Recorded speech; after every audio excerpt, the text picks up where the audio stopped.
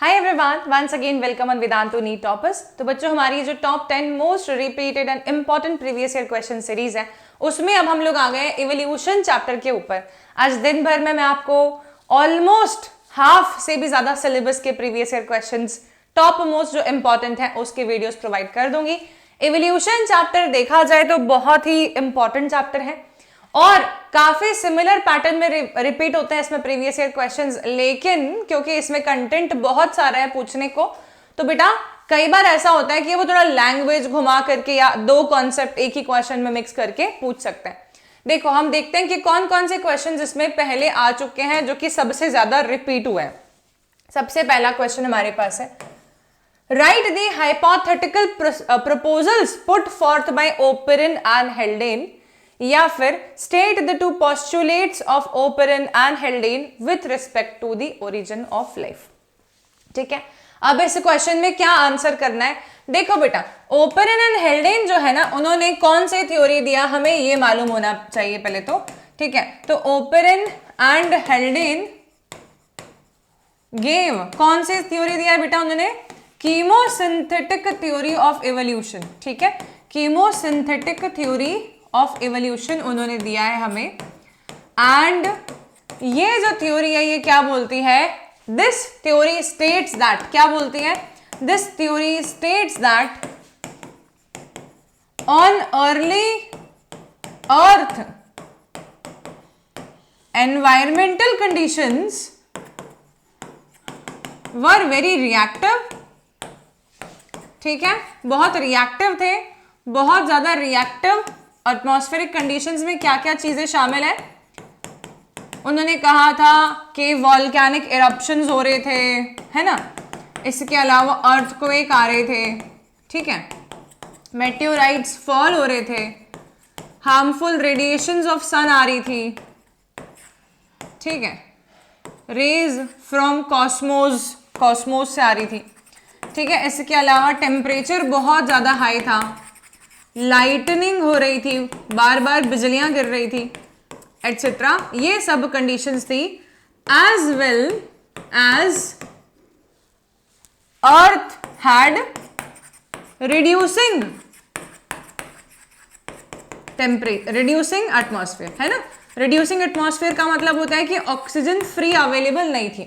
तो इस समय पर ओपेरन एंड हेल्डेन ने जो स्टेटमेंट दिया है, सबसे इंपॉर्टेंट क्या बात इन्होंने बोली है, इन्होंने बोला है कि life forms originated from non living things, नहीं बोलना है बेटा, है ना, नॉन लिविंग ऑर्गेनिक मॉलिक्यूल्स। किससे ओरिजिनेट हुए, नॉन लिविंग ऑर्गेनिक मॉलिक्यूल्स से लाइफ फॉर्म्स ओरिजिनेट हुए। ये स्टेटमेंट दिया है ओपेरन एंड हेल्डेन ने मेनली। तो अगर आप ये आंसर लिख के आएंगे तो आपको पूरे मार्क्स मिल जाने। ठीक है, अगला क्वेश्चन देखते हैं। सेकंड क्वेश्चन है हमारे पास, identify the following pairs as homologous और एनालॉगस। यहाँ पे कुछ एग्जांपल्स हमें देके रखे और बताना है कि कौन सा होमोलोगस है, कौन सा एनालॉगस। यहाँ पे एग्जांपल है, तो स्वीट पोटैटो एंड पोटैटो, बेटा ये कैसा दिख रहा है, ये क्लियरली हमें मालूम पड़ रहा है कि ये एनालॉगस है, क्योंकि इनके स्ट्रक्चर डिफरेंट है लेकिन फंक्शंस सेम है। Eye of octopus and eye of mammal, again analogous organs का एग्जाम्पल हो जाएगा, क्योंकि स्ट्रक्चर सेम है, ओरिजिन सेम है, एंसेस्ट्रल हिस्ट्री सेम है, लेकिन फंक्शन सेम है। Thorn of bougainvillea, tendril of cucurbit, बेटा ये हो जाएगा होमोलोगस ऑर्गन्स। ठीक है, क्योंकि इनके एनाटॉमिकल स्ट्रक्चर सेम है, इनकी एंसेस्ट्रल हिस्ट्री सेम है, इनका ओरिजिन सेम है, लेकिन इनका फंक्शन जो है वो डिफरेंट है। Four limb of bat and well की बात कर लेते हैं। तो four limbs of bat and well, यानी कि मैमल्स के फोर लिम्ब्स हैं बेटा, ये हो जाता है हमारा होमोलोगस ऑर्गन्स। ऐसे चार एग्जाम्पल दूसरे भी दे सकते हैं और पूछेंगे कौन सा कन्वर्जेंट शो कर रहा है, कौन सा डाइवर्जेंट शो कर रहा है, कौन सा होमोलोगस है, कौन सा एनालॉगस है। थर्ड क्वेश्चन पे आ जाइए। थर्ड क्वेश्चन डिफरेंट फॉर्म्स में पूछा हुआ सेम क्वेश्चन हमारे सामने है। देखो क्या है, ये देख पा रहे हैं, 2016 में, 2013 में, 2010 में ये क्वेश्चन हमसे बार बार पूछा जा चुका है। Post industrialisation population of melanised moth increase in England at the expense of white winged moth, इसको एक्सप्लेन करो। या फिर increase in number of melanic moth in urban areas of post industrialisation period of England, इसको explain करो। या फिर post industrialisation melanic moth का count increase हो गया अर्बन एरियाज में पर लो रहा रूरल एरियाज में, इसको एक्सप्लेन करो। बेसिकली ये क्वेश्चन जो है ये नेचुरल सिलेक्शन का एक एग्जाम्पल उसके बारे में बात कर रहा है और वो है हमारा इंडस्ट्रियल मेलानिज्म। ठीक है, तो इन इंडस्ट्रियल मेलानिज्म हम दो बातें कर सकते हैं बेटा इंडस्ट्रियल मेलानिज्म के एग्जाम्पल में। पहला हम क्या बात करेंगे, बिफोर इंडस्ट्रियलाइजेशन, एंड दूसरी बात हम क्या करेंगे बेटा, हम बात करेंगे आफ्टर इंडस्ट्रियलाइजेशन। ठीक है, आफ्टर या फिर पोस्ट इंडस्ट्रियलाइजेशन। तो प्री इंडस्ट्रियलाइजेशन क्या सीन था, प्री इंडस्ट्रियलाइजेशन क्या सीन था, इंडस्ट्रियलाइजेशन। ठीक है, प्री इंडस्ट्रियलाइजेशन क्या सीन था, ये सीन था that the light moth were more in number, है ना, since lichens covered tree trunk. ठीक है,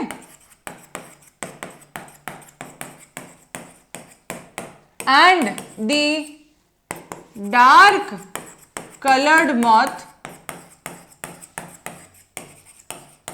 contrasted in light colored lichens and were eaten up by किसे, the birds या predators। तो इसके कारण से लाइट वाली मॉथ ज्यादा थी क्योंकि लाइट लाइकेंस में लाइट मॉथ आसानी से केमोफ्लेज कर पा रही थी, हाइड कर पा रही थी। आफ्टर इंडस्ट्रियलाइजेशन हम क्या बोल रहे हैं, डार्क सूट या स्मोक जो है from industries covered tree trunk. ठीक है, ऐसा होने के कारण से क्या हो रहा है, hence dark moth easily hide while lighter contrasted and predated by predators। ये एक्सप्लेन कर सकते हैं हम। ठीक है, इसके साथ में हम ये भी बता सकते हैं कि लाइकेंस बहुत अच्छे एटमॉस्फेयर पोल्यूशन इंडिकेटर्स होते हैं। लाइकेंस जहां पे ज्यादा ग्रो करते हैं वहां पोल्यूशन कम है ऐसा मालूम पड़ता है, बिकॉज लाइकेंस वहीं ग्रो करते हैं जहां पे ऑक्सीजन कंटेंट बहुत ज्यादा अच्छा हो। ठीक है, तो इंडस्ट्रियलाइजेशन अगर कहीं से हमने इंडस्ट्रीज हटा ली तो क्या वापस से इनका बैलेंस बराबर हो जाएगा, लाइट मॉथ भी उतने ही हो जाएंगे क्या, यस। क्योंकि किसी भी गिवन एरिया में ये चेंज आ रहा है, इसका ये मतलब नहीं कि पूरी पृथ्वी से ही हमारे लाइट मॉथ इरेडिकेट हो गए, नहीं, कई सारे रूरल एरियाज में आज भी लाइट मॉथ ज्यादा होंगे डार्कर के कंपैरिजन में। ठीक है, तो इंडस्ट्रीज अगर वहां से हटा ली जाए तो the gene frequency will be again becoming similar to the previous ones. Fourth वाले पे आ जाते हैं। फोर्थ क्वेश्चन है, what are the analogous structures, how are they different from homologous structures, provide one example. या होमोलॉजी एनालॉजी के बीच में डिफरेंस बताइए। तो भाई होमोलोगस एनालॉगस के बीच में डिफरेंस समझ लेते हैं। होमोलोगस ऑर्गन्स वो ऑर्गन्स होते हैं जो कि सेम एंसेस्ट्रल हिस्ट्री वाले हैं, सेम ओरिजिन वाले हैं। ठीक है, सिमिलर एनाटॉमिकल स्ट्रक्चर्स हैं पर डिफरेंटली फंक्शन कर रहे हैं due to different in adaptation, difference in adaptation. वहीं पे हमारे पास जो एनालॉगस ऑर्गन्स आते हैं बेटा, ये डिफरेंट ओरिजिन के हैं, डिफरेंट एंसेस्ट्रल हिस्ट्री के हैं। इनमें सिमिलैरिटी नहीं है एनाटॉमिकल, लेकिन तब भी ये सेम फंक्शन परफॉर्म कर रहे हैं क्योंकि ये जो है सेम अडेप्टेशन के हिसाब से अडेप्ट हुए हैं।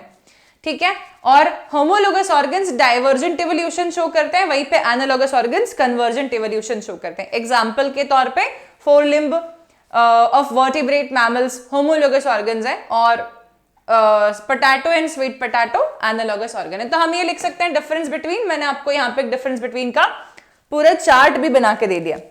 So if you want you can just check these points and you can write down when it comes in your examination। Fifth वाले क्वेश्चन पे आ जाते हैं। explain adaptive radiation with the help of a suitable example। हमेशा ये ध्यान रखिए adaptive radiation के हमारे पास में 3 एग्जाम्पल्स देके रखे हुए हैं एनसीईआरटी में। एक हमारे पास डार्विन फिंचेस का एग्जाम्पल है, एक है हमारे पास में प्लेसेंटल मैमल्स का और एक है हमारे पास में ऑस्ट्रेलियन मार्सुपियल मैमल्स का। तीनों की अडैप्टिव रेडिएशन पे क्वेश्चन आ सकता है, ठीक है। अडैप्टिव रेडिएशन होता क्या है, जब एक कॉमन एंसेस्ट्रल स्पीशीज से डिफरेंट स्पीशीज का फॉर्मेशन हो रहा होता है because of difference in adaptations, then it is adaptive radiation, ठीक है। अडैप्टिव रेडिएशन के लिए सेकंड क्वेश्चन क्या पूछ रहे हैं, site an example where more than one adaptive radiations have occurred in isolated geographical areas. Name the type of evolution your example depicts and state why it is so named. ठीक है, अब मैंने कहा बेटा ऑस्ट्रेलियन मार्सुपियल्स जो है वो adaptive radiation show कर रहे हैं, एक कॉमन एंसेस्टर से बहुत सारे ऑस्ट्रेलियन मार्सुपियल्स बन गए। एक जगह पे हम देख रहे हैं कि प्लेसेंटल मैमल से बहुत सारे डिफरेंट टाइप के प्लेसेंटल मैमल स्पीशीज बन गए हैं अडैप्टिव रेडिएशन के कारण से। अब क्या होता है कई बार कि ये अडैप्टिव रेडिएशन और ये अडैप्टिव रेडिएशन के रिजल्टेंट प्रोडक्ट्स सेम दिखने लग गए, ठीक है। मतलब कि ऑस्ट्रेलियन मार्सुपियल के जो एग्जांपल्स हैं उनका बॉडी स्ट्रक्चर काफी सेम दिख रहा है प्लेसेंटल मैमल्स से। तो ऐसा क्यों हो रहा है, क्योंकि वो डिफरेंटली अडैप्ट तो कर रहे थे लेकिन उनके अडैप्टेशंस दो अलग अलग एरियाज पे हो रही थी। हम नहीं जानते कि इस वाले को भी ये जरूरत है, इस वाले को भी ये जरूरत है, और उनके बॉडी शेप्स काफी हद तक सेम बन गए। तो अब ऐसा होता है तो हम बोलते हैं उसे कन्वर्जेंस, अडैप्टिव कन्वर्जेंस भी बोल सकते हैं। इसका स्टेटमेंट ध्यान से सुन लो, when the members of two different adaptive radiations shows a similarity then it is called as adaptive convergence और convergent evolution, ठीक है। ये स्टेटमेंट एज इट इज आप लिख के आ सकते हैं। देखिए तो यहां पर आपको मैंने क्वेश्चन का आंसर भी लिख के दे दिया है। adaptive radiation can be observed in black birds of Galapagos Island, जिन्हें हम डार्विन फिंचेस बोलते हैं। इन डार्विन फिंचेस को जब हमारे चार्ल्स डार्विन ने ऑब्जर्व किया तो देखा कि इनके सबके बॉडी शेप तो सेम है लेकिन beak size, beak shape different है due to difference in foraging activities, foraging patterns and food habits, ठीक है। नेक्स्ट आता है, more than one adaptive radiation have occurred in Australian marsupials and placental mammals. The example depicts convergent evolution. ये मैंने आपको समझाया है, ऐसा क्यों हो रहा है, because the adaptive radiations examples जो है, फाइनल रिजल्टेंट जो है, they are showing some similarities in the body shapes and sizes, ठीक है। चलिए ऐसा कुछ दिखता है बेटा अडैप्टिव रेडिएशन का डायग्राम। तो हमसे ऐसे भी बना के पूछ सकते हैं कि this is the diagram given, what does it indicates, it indicates the adaptive radiation in the Australian marsupials, ठीक है। अब आ जाते हैं हम नेक्स्ट क्वेश्चन देखते हैं। क्वेश्चन नंबर देख लेना बहुत जरूरी है। 6th क्वेश्चन पे हम लोग आ गए। 6th क्वेश्चन हमारे पास देखिए रखा है, difference between explanation given by Darwin and Hugo de Vries. ये बहुत ज्यादा इंपॉर्टेंट है।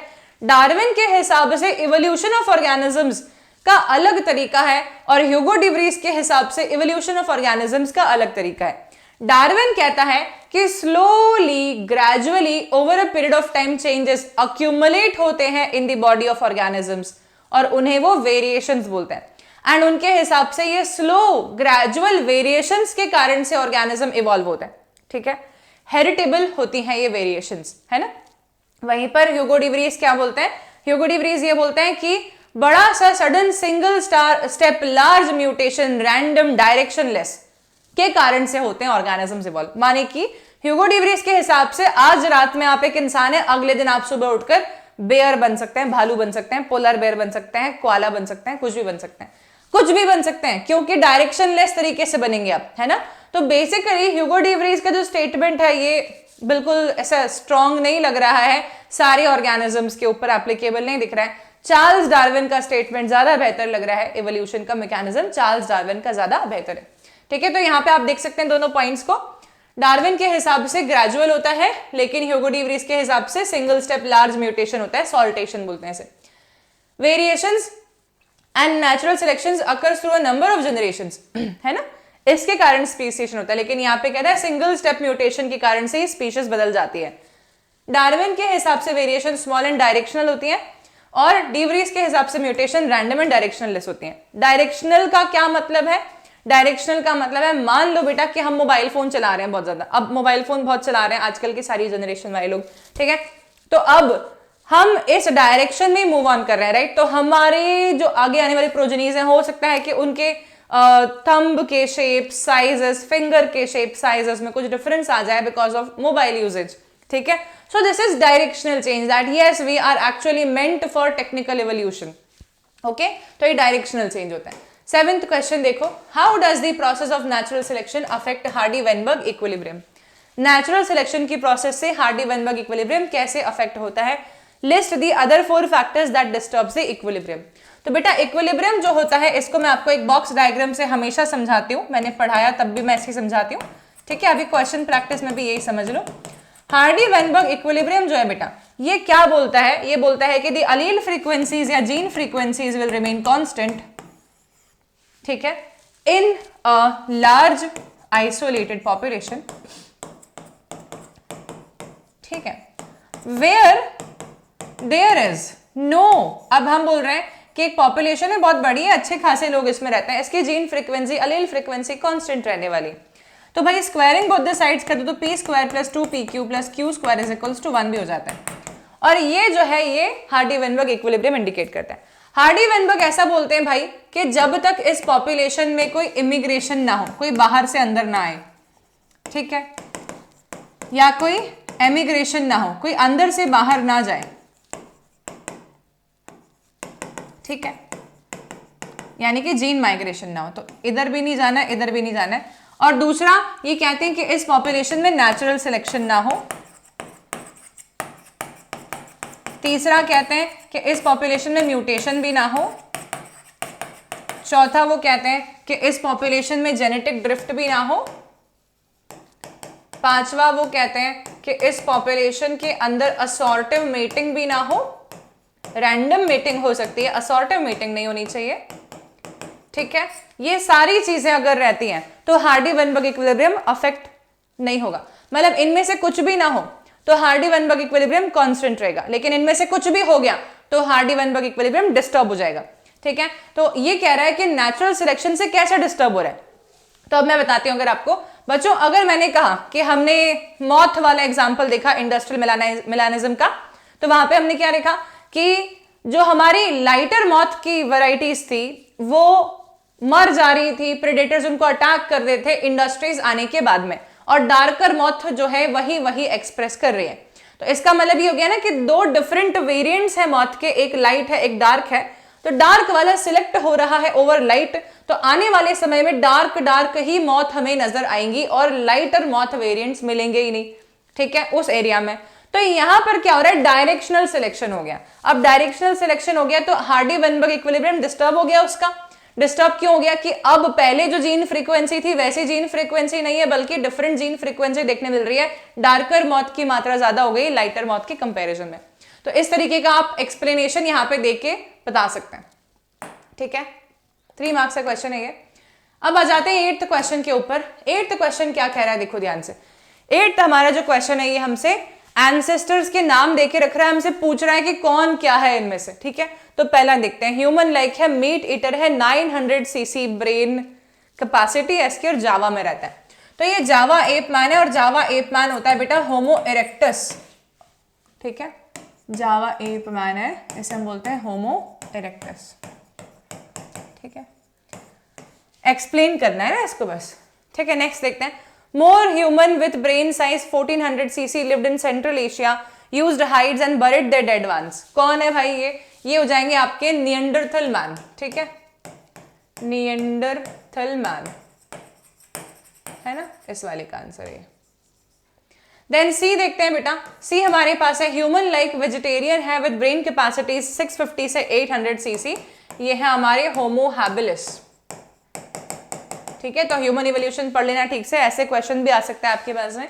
Man like primate that existed about 15 million years ago, fossils found in Tanzania. क्या बोले इसको, 15 मिलियन साल पहले एग्जिस्ट करते थे, तो हम बोलेंगे रामापिथेकस, ठीक है, क्योंकि मैन लाइक बोला है इसलिए रामापिथेकस। अगर एप लाइक बोलते तो हम बोल देते ड्रायोपिथेकस, ठीक है। तो ये क्वेश्चन ऐसा भी आ सकता है ह्यूमन इवोल्यूशन पे। 9th क्वेश्चन देखते हैं। 9th क्वेश्चन फिर से बताना है कौन कन्वर्जेंट इवोल्यूशन शो कर रहा है, कौन डाइवर्जेंट, यानी कि कौन होमोलोगस है कौन एनालॉगस है। तो डाइवर्जेंट का मतलब होता है होमोलोगस, ठीक है। तो 4 लिम्ब ऑफ चीता एंड मैमल, भाई इसको हम डाइवर्जेंट इवोल्यूशन शो कर रहा है ऐसा बताएंगे।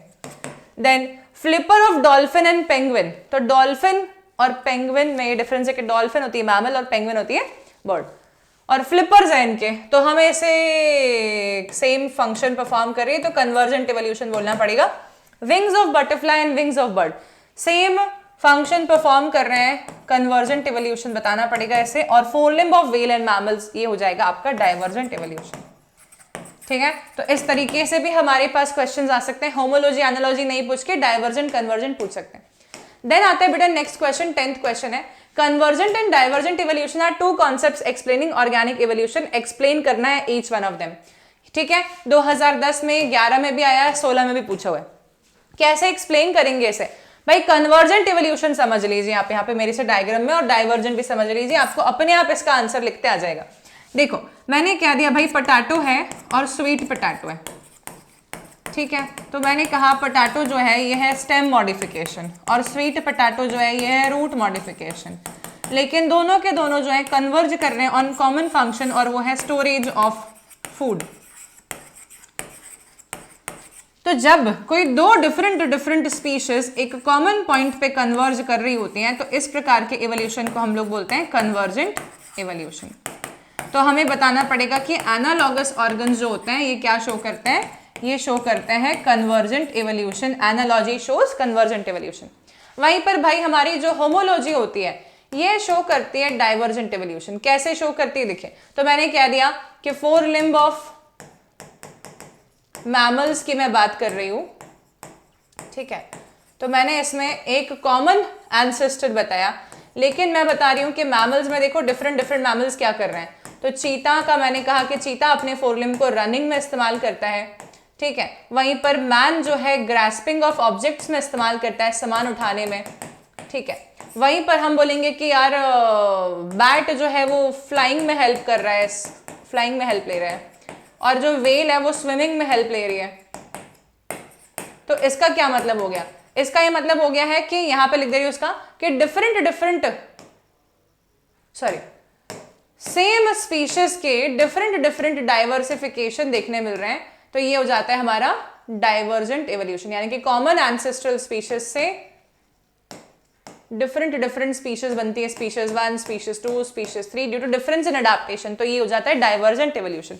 तो इस तरीके से हम अपने आंसर को एक्सप्लेन कर सकते हैं। आप लोग भी बेटा जितना ज्यादा सिंबॉलिक रिप्रेजेंटेशन से एक्सप्लेनेशन करेंगे उतना आपका आंसर प्रेजेंटेबल और अच्छा लगेगा। तो दिस इज ऑल, हमारा ये टॉपिक हो गया है कंप्लीट। ठीक है, इवोल्यूशन के टॉप मोस्ट इंपॉर्टेंट क्वेश्चन जो मैंने आपको बताए हैं। इसके अलावा एक छोटी सी बात और ध्यान रखिए कि ह्यूमन इवोल्यूशन का पूरा पैराग्राफ आप ठीक से पढ़ लीजिएगा, बिकॉज कई बार ऐसा होता है कि 5 मार्क्स में ह्यूमन इवोल्यूशन वाले पोर्शन पे क्वेश्चन आ जाता है। और एक और टॉपिक यहाँ पे इंपॉर्टेंट है, वो है फॉसिल्स। तो फॉसिल्स का डेफिनेशन क्या होता है, पेलियोंटोलॉजी क्या होता है, ये दो बातें आपको और एक्स्ट्रा इस चैप्टर में पढ़नी है। ठीक है, तो बेटा हम लोग मिलते हैं अब नेक्स्ट क्लास में। मैं आप सभी के लिए एक सेम कोट लेके आ रही हूँ बार बार, कि आपको मुझे बस ये बताना है कि अभी राइट नाउ हम जब बेस्ट कंटेंट पढ़ रहे हैं, हमारी आखिरी के एक दिन पहले एग्जामिनेशन के टॉप मोस्ट 10 क्वेश्चंस हम लोग कवर अप कर रहे हैं हर चैप्टर के, तो हमारा पेपर ऑब्वियसली बहुत अच्छा जाएगा, हमें टेंशन नहीं लेनी है। और ये सारे के सारे वीडियोस आप लोग देखते रहिए, ट्रस्ट बना के रखिए, बिकॉज इससे बाहर तुम्हारा पेपर नहीं आएगा। ठीक है, मिलते हैं अगले क्लास में। Stay tuned for more such lectures, because so many lectures will be brought by me today on this channel. Bye bye everybody, have a great day.